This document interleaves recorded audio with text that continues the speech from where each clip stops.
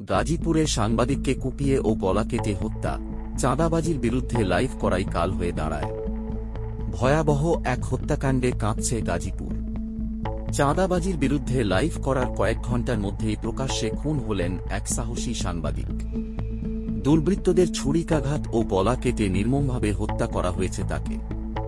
ঘটনাটি ঘটেছে বৃহস্পতিবার রাত ৮টার দিকে গাজীপুর মহানগরীর ব্যস্ততম চান্দনা চৌরাস্তা এলাকায়। চোখের সামনে শত মানুষের ভিড়ের মধ্যেই ঘটে গেল এই রোমহর্ষক হত্যাকাণ্ড। নিহতের নাম আসাদুজ্জামান তুহিন। তিনি দৈনিক প্রতিদিনের কাগজ পত্রিকার গাজীপুর জেলার স্টাফ রিপোর্টার হিসেবে কর্মরত ছিলেন। ঘটনার সময় তিনি চান্দনা চৌরাস্তার মসজিদ মার্কেট এলাকায় একটি চায়ের দোকানে বসেছিলেন। হঠাৎই কয়েকজন দুর্বৃত্ত এসে তাকে এলোপাতাড়ি কুপিয়ে গলা কেটে ফেলে মৃত্যু নিশ্চিত করে পালিয়ে যায়।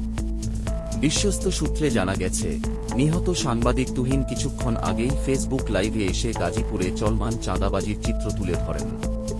তিনি স্থানীয় প্রভাবশালী ও দুর্নীতিবাজদের বিরুদ্ধে সরব ছিলেন।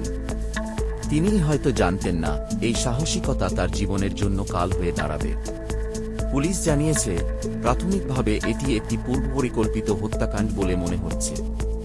সিসিটিভি ফুটেজ সংগ্রহ করা হয়েছে এবং জড়িতদের শনাক্তে অভিযান চলছে। এ পর্যন্ত কেউ গ্রেপ্তার হয়নি। এই ঘটনায় আবারও প্রমাণিত হল, সাংবাদিকতা মানেই শুধু কলম নয়, জীবন বাজি রেখে সত্যের পক্ষে লড়াই করা।